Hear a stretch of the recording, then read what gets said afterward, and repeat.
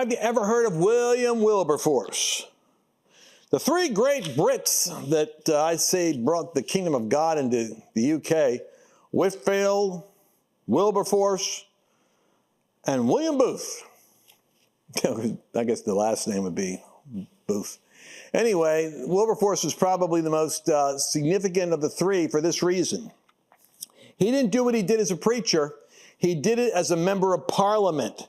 He shows how government can be a powerful force in changing history. He eradicated slavery, saved England from the flames, in a sense, of the destruction that could have spread over with the French Revolution. And he supported the ethical reformation of a nation to become Victorian England. One guy, and they said that when he died, you'll hear about this when I teach you, that they looked and his back was held up by a brutal iron brace that wrapped around his neck and around his waist with an iron band. And they thought, what pain this man must have been in because he had scoliosis and persevered his whole life in pain in spite of it and delivered transformation to a nation. Amazing story. And you know, when I look at how blessed we are nowadays to be alive when we are, because I hear the transformations that are happening in people's bodies, their health, because we live in a different age. And thank God for that. We're not dying in our 40s, 50s, and 60s. We're able to live longer. But are you living stronger? Are you living better? Just got one thought for you. You know, you hear me talk about level 10 matrix if you watch these programs at all. But I'm constantly getting the reports of what happens with actual stem cells. These are stem cells. It's almost like a fad. Everybody's into the field. These are actual stem cells coming from the umbilical cord of a healthy mother. Boom, when the birth is taking place, that's when the teeming with life, these cells go in and they start to multiply once they get into your body. I was just looking at my notes here. These umbilical cord delivered stem cells have these high cell counts. They're robust. Remember, they're forming life. So they're going into your body, in a sense, repairing, restoring, renewing. Your body starts to atrophy like that as you get older.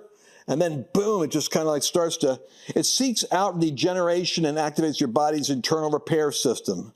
It's a proactive prevention focus, too. I mean, it's not something you do just because you got a problem. It's something you do because of the power of what it does to keep you strong. You stay younger, you're stronger, you last longer, improved energy, mobility. Just go and check it out. Go to level10matrix.com, 1-800-361-2270. You can get the book Stem Cells Made Simple. Understand why this is like the most elegant, refined, powerful delivery. So there's like a scale of the stem cell technology. Bam, this is what I call level 10, the top, which is why I call it level 10 matrix. All right, go to level10matrix.com, download the report, and see for yourself why this is making so many transformed lives amongst our brothers and sisters in the church right now. Now let's get into the world of William Wilberforce. So years ago, I remember asking the question, is there any strategy in history that can correspond to the United States of America, this once more Christian nation, recovering from its collapse? I mean, its moral spiral. And the answer was given to me. There's only one period of history that could really be instrumental in teaching us, and that would be the period of England. At the time of the French Revolution, the whole nation went up in anarchy. The fires of revolution were spreading, but they hit a water wall in Britain. And how could it be possible that the same, COVID goes around the world? Why wouldn't that same moral contagion of frustration with elites? Certainly Britain had their elites, they had their royalty, they had their poverty. Something in France, discombobulated, but over in Britain, it didn't take hold. And what was it? Well, it was the work of the first and second great, it was the Great Awakening that happened with Whitfield, the Methodist Church. It was the power of an evangelical sensibility that came into the nation. It was the strength of Wilberforce and the Reformation that he had brought. I've got the name here, William Wilberforce, for a reason. Because Wilberforce shows us a model of not only how to overcome the threats of socialist, progressive, left-wing, communist revolution, but what the structure and the strategies are that can save a nation. Remember, Old England is where we came from. New England is where I used to preach in the United States. New England. I mean, we're an offshoot of the British colonies and a fairly young nation as nations go that have been around, like Italy and the Roman conquests at the time of Christ. We're a young country compared to them. So there's something to learn about what did Wilberforce, what did Whitefield, what did Wesley, what did these guys do in Great Britain? And maybe what do they need to do now that they're in the spiral they're in? Well, here's where I want to go.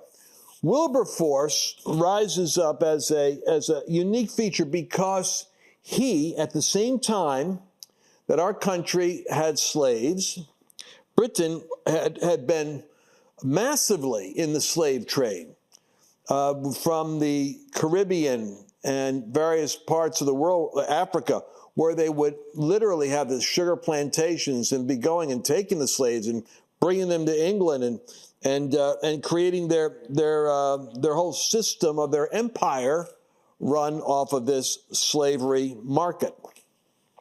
Well, Wilberforce is the one who could be said to be credited with breaking that in history. How did Wilberforce do that? When we failed to deal with it, as I said in an earlier episode, we ended up going through a civil war because Christianity wasn't able to penetrate government and shift the conscience of the nation and move people to reject slavery in the South. We ended up having an armed conflict. Wilberforce's way is a lot better than civil war. So what did he do? Massive figure in history.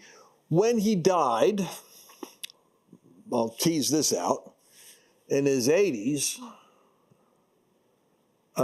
they found him. He was a shriveled up kind of guy because he had scoliosis, spine bent over.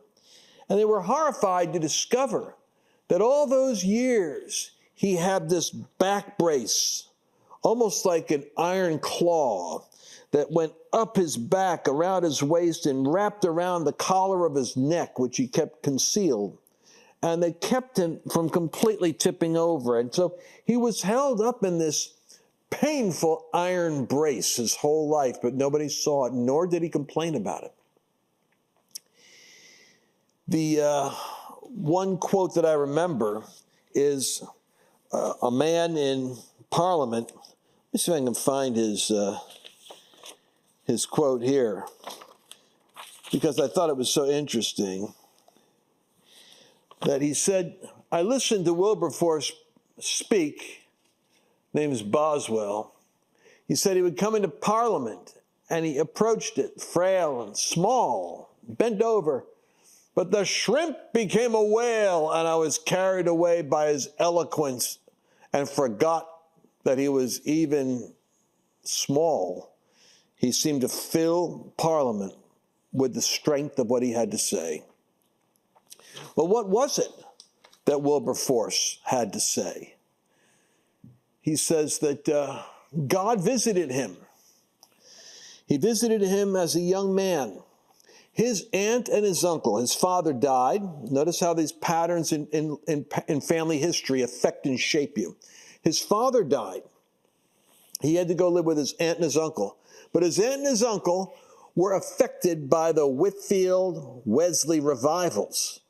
Whitefield, the great evangelist, George Whitefield, preached in their house and had meetings on their property. The place was packed.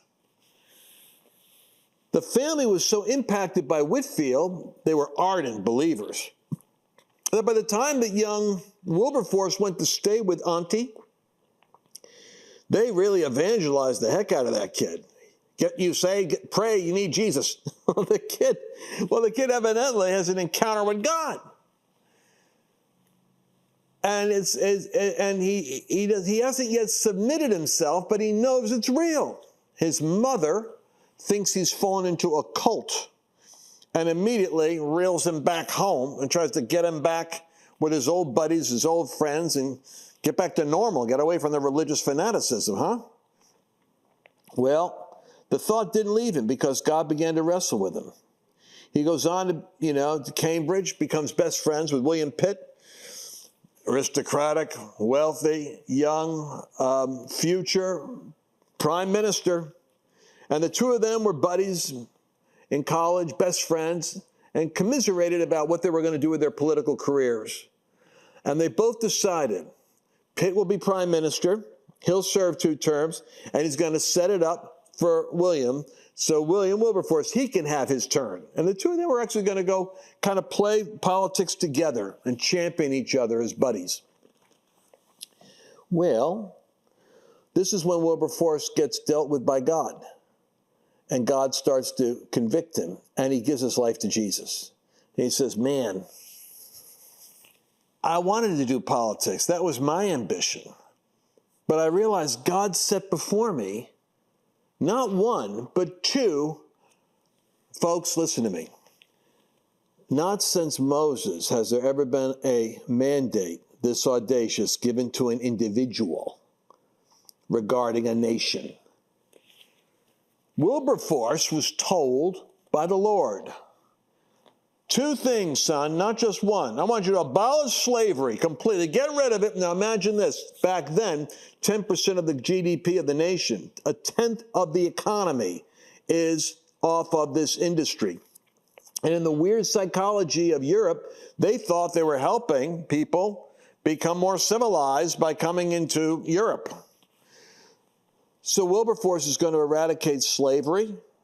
Look at how we did it in the United States. See how big a job that was? And then the Lord adds this to him. And I want a complete reformation of morality, complete overhaul on the morals of the nation. If the morals were right, then the slavery wouldn't be an issue. So it's not just like, let's say, ending abortion, but I want you to take care of, deal with gay marriage and get everything back on a Christian foundation.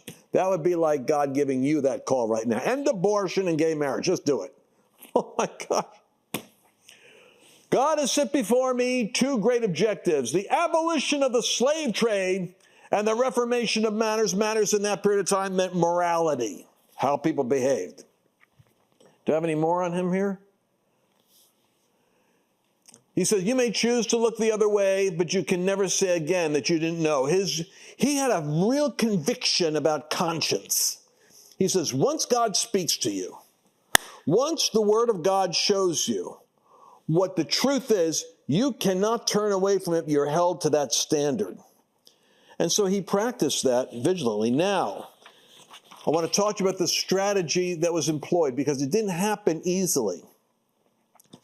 Wesley was in his older years when young Whitefield wrote to him and said, hey, man, I think God wants me to overturn slavery. And Wesley said, basically, listen, I'm a man of faith, but I'm telling you, if God's not in it, it's not going to be happening in your lifetime.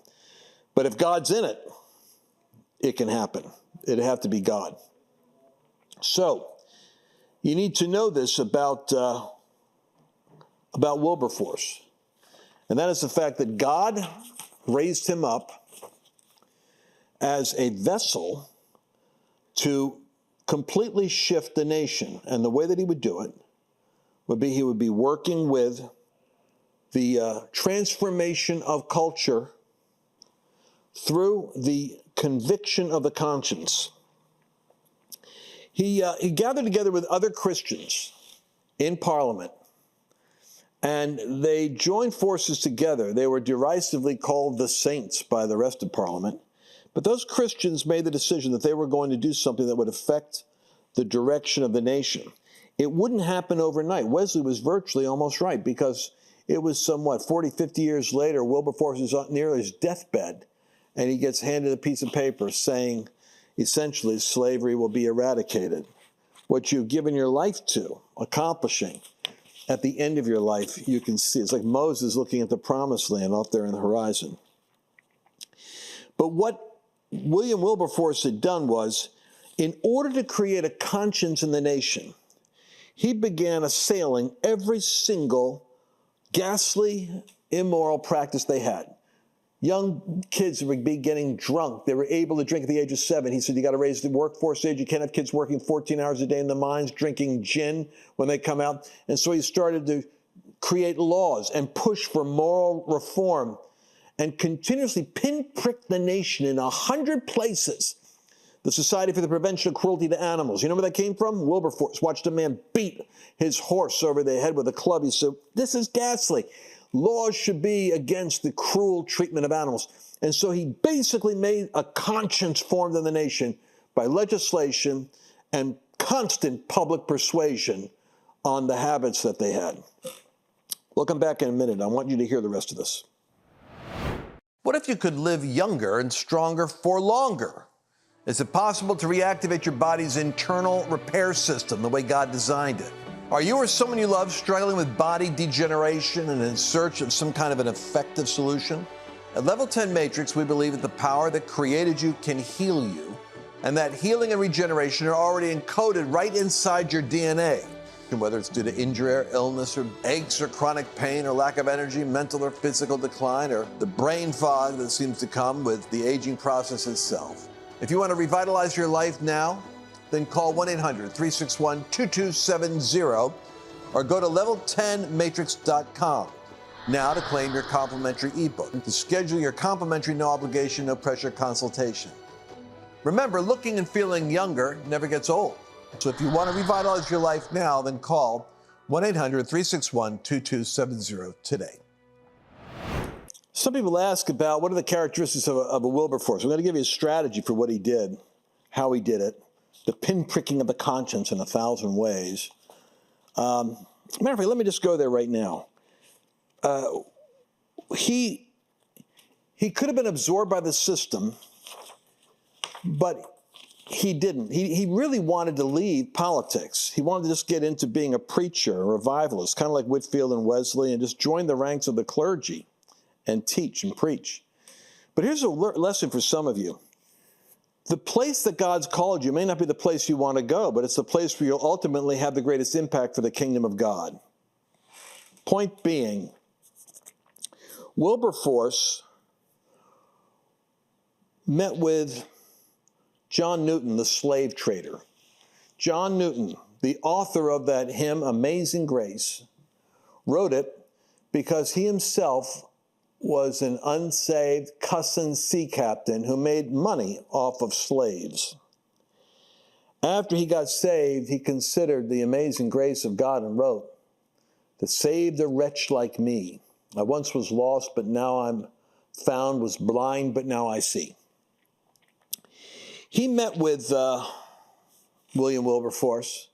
Wilberforce said, "I just can't stand politics. I hate the whole scene. I just want to focus on this slavery issue."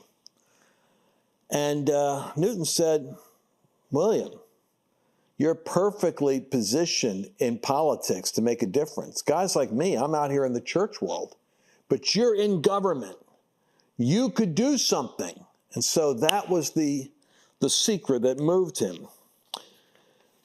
In terms of the battle he had, he went on for 20, 30 years, just shot down, failure after failure after failure.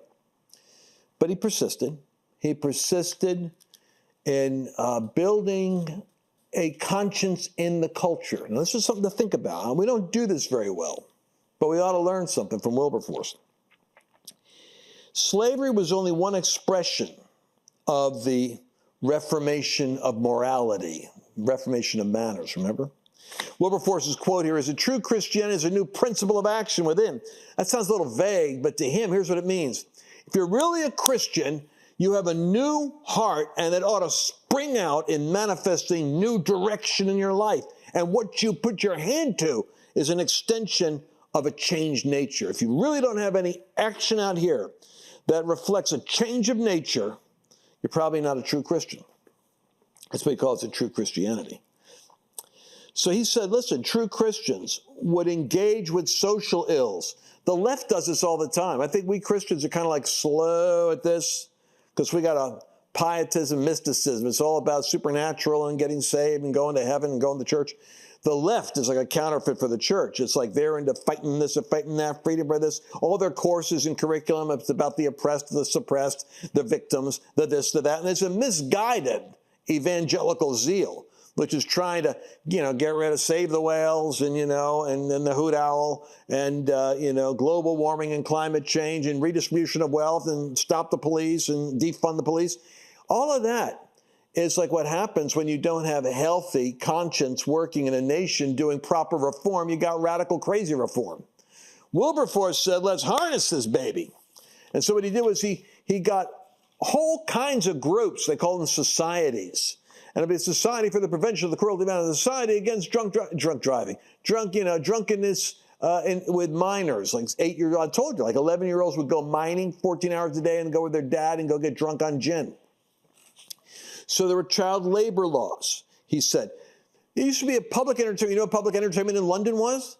They'd have a public hanging, especially women. Women being hung in public was like, you could be, and it was like a carnival, and guys were selling stuff. Get your popcorn here, 3 for $50. And it's like, here comes the hanging. And there comes Katie out there. Ooh, what's your crime? I want to see you hang. And you see her go up there and, get the thing around it. And it was a public, almost entertainment. Wilberforce said, this has got to stop.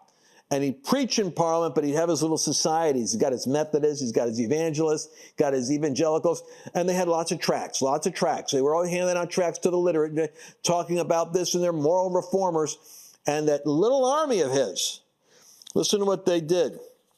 I think they initiated something like 120 different laws and reforms. Child labor reform. Children as young as 6 were drunk gin-soaked factories. That ended. Animal welfare. He founded the ASPCA. Prison reform. Education reform.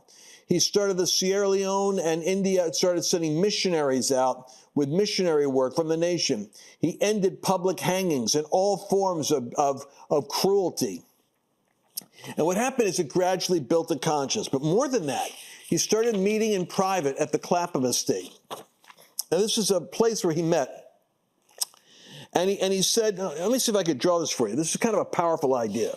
What Wilberforce did was he basically took, like I talk about these 7 mountains of culture, he said, we're going to deal with Great Britain and we're going to change the way it thinks. So he took the church influencers and he worked with his government people. Watch this. He worked with media people. He worked with the arts community, and he worked with business. Now check this out. What Wilberforce did with these 4 was amazing.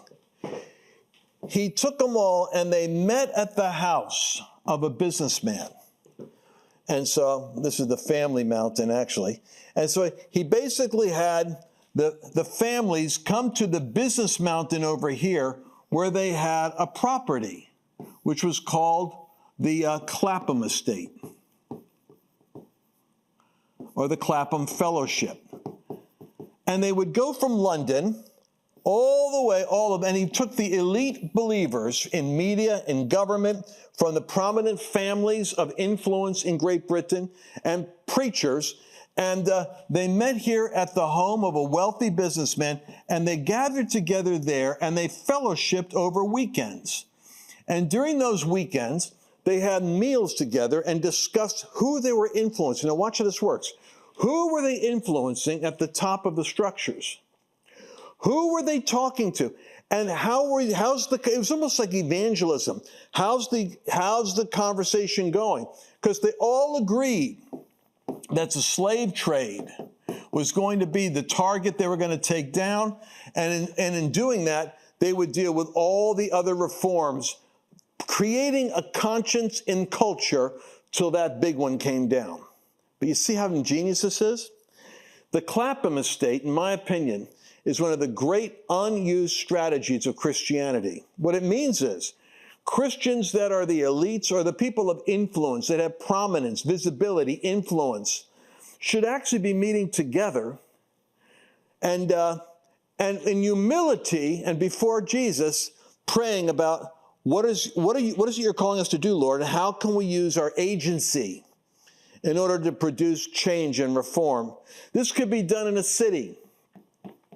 This could be done in a region of the country. And in Great Britain, it was done in a nation. By the time they were done, get this. I'm going to change the color here just to make a point. I'm going to go to purple. Do you know what they produced as a result of that? Victorian England. You ever hear the word Victorian? And you think of some kind of a, proper British. The Victorian England came out as a result of Wilberforce shifting the morality of the nation and ending the slave trade. That little shrimp of a man that needed a neck brace to hold him up persisted for 20, 30, 40 years, being defeated. But gradually his reforms. And you know what he said was the secret? I want you to hear this language. A sustained pattern of public persuasion. Would to God we had that all of the Glenn Becks and the War Rooms and the Charlie Kirks, and in a sense, it's happening without coordination by people hearing and sharing the same ideas and articulating them in their own ways, but a sustained pattern of public persuasion.